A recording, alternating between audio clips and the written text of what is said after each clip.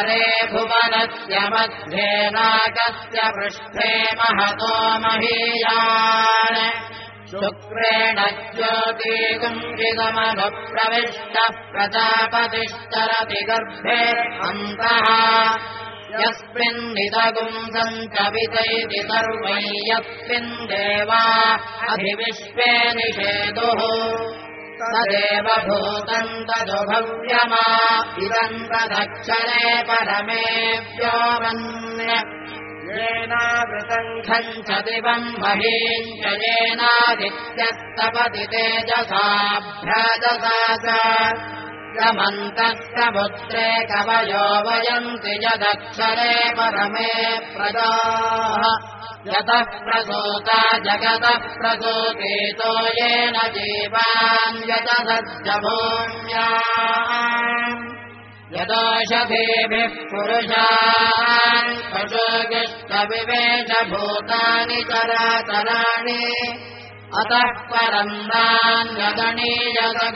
परात् परयन्महतो महान्तम् यदेकमव्यक्तमनन्तरूपम् विश्वम् पुराणम् तमसः परस्तात् तदेवत्तम् तदु सत्यमाहुस्तदेव ब्रह्म परमम् कवीनाम् इष्टापूर्तम् बहुधा जातम् जायमानम् विश्वम् विभर्ति भुवनस्य नाभिः तदेवाग्निस्तद्वायुस्तत्सूर्यस्तदु चन्द्रमाः तदेव शुक्रममृतम् तद्ब्रह्म तदापत्तः प्रजापतिः सर्वे निमेषा जग्निरे विद्युतः पुरुषादधि फलामुहूर्ताः काष्ठाश्च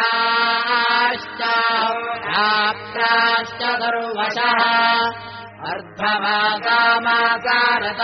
संवत्सरश्च कल्पन्ताम् स आपः प्रदुघे उभे इमे अन्तरिक्षमथो सुवः वैनभूर्ध्वन्नतिर्यन्तन्नमध्ये परिजग्रभते यतत्येषे कश्चन तस्य नाम महत्यशः न सन्दृशे तिष्ठति रूपमस्य न चक्षुषा पश्यति कश्चनैनम्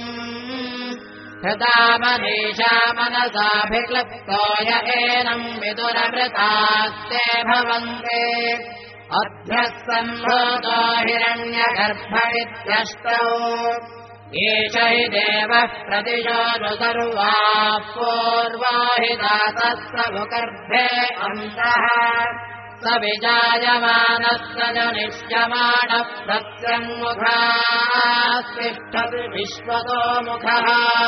विश्वतश्चक्षुरुत विश्वतो मुखो विश्वतो हस्त उत विश्वतस्मात् संबाहुभ्याम् नमति सम्पदत्रैर्या वा पृथिवी जनयन् देव एकः वेनस्तत्पश्यन् विश्वा भुवनानि विश्वानि यत्र विश्वम् भवत्येकनीलम् यस्मिन्निदगुम् सञ्च विचैकगुंस ओतः प्रोतश्च विभुः प्रजासो ततद्वोचे अमृतम् न विद्वान् गन्धर्वो नाम निहितम् गुहासु त्रीणि पदानि हिता गुहासु यस्तद्वेद सवितुः वितासत स नो बन्धुर्जनिता स विधाता धामानि वेद भुवनानि विश्वा यत्र देवा अमृतमानशानास्मृतिये धामान्यभ्यैरयन्त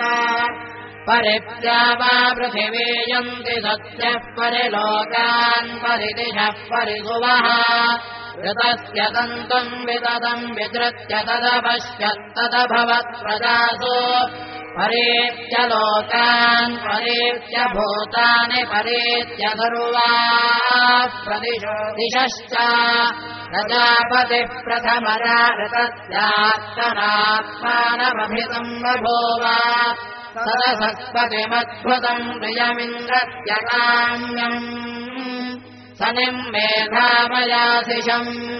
उत्प्रेप्य स्वजातवेदो भग्नम् निररतिम् मम पशुपिष्टमह्यमावह जीवनम् च दिशो दिशा प्राणो हि कंसेज्जातवेदो गामश्वम् पुरुषम् जगत्